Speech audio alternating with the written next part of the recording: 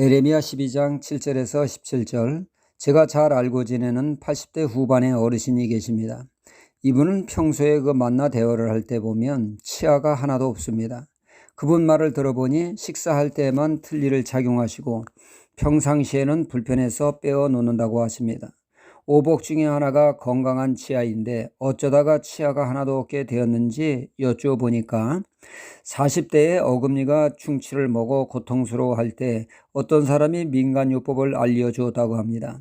충치 문제를 간단하게 해결할 수 있는 비법이 있는데, 염산을 한 방울 충치에 떨구면 다시는 도지지도 않고 치유할 수 있다는 말에 이분이 그 염산을 한 방울을 충치 먹은 어금니에 떨구었습니다. 그 순간 열불이 나고 화끈거려 얼른 물로 씻었다고 합니다. 그랬더니 그날은 별 문제가 없었는데 자고 일어나서 보니 온 이가 흔들거리더니 하나 둘 빠져 40대에 그만 다 이가 빠지게 되었다는 것입니다.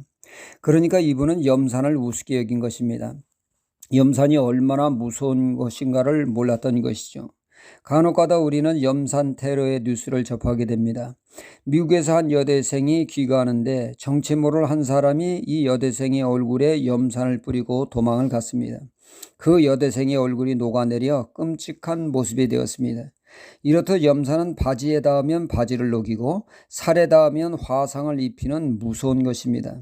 그런 무서운 것을 입안에 넣었으니 탈이 날 수밖에 없었던 것이죠. 온 이가 빠지는 엄청난 대가를 치르게 되었습니다. 염산만큼이나 우리가 무섭게 생각하고 경계해야 할 것은 바로 죄입니다. 죄는 크든 작든 다 무서운 존재로 여겨야 합니다. 죄는 엄청난 대가를 지불하게 하기 때문이죠. 하나님께서 약속하신 가나안 땅을 정복할 때에, 가나안 저성 여리고성을 공략할 때에 금은보화를 하나님의 첫 열매로 바치라고 명하셨습니다.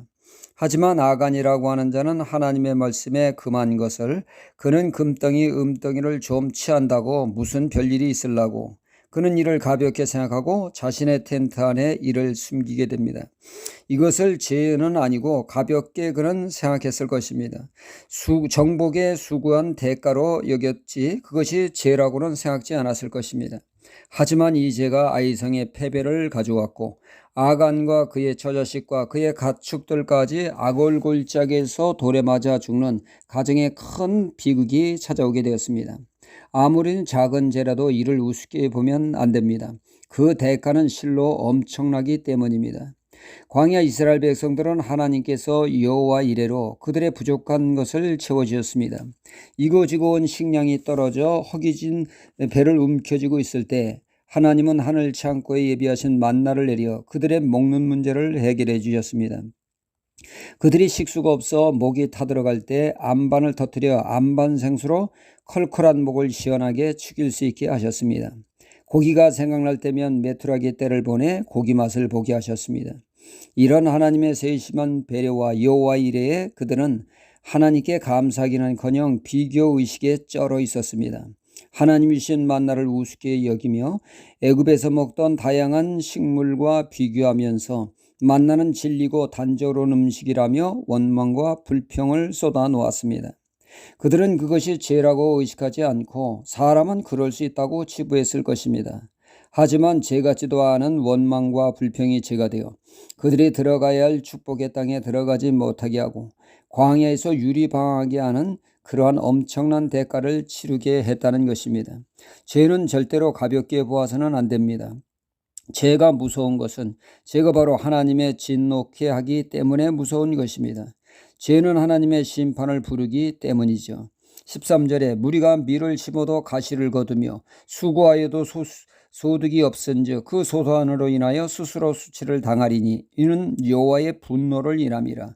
죄는 하나님의 진노를 촉발시켜 포도원이 황무지가 되는 재앙이 임하게 됩니다. 남유다의 죄로 인해 적들이 하나님의 도구가 되어 남유다를 유린하여 포도원이 황무지가 되도록 뽑고 뽑히는 끔찍한 재앙만이 존재하게 되었던 것입니다. 죄는 하나님과의 원만한 교제를, 교통을 막으며 하늘의 신령한 복을 원천 차단하게 합니다.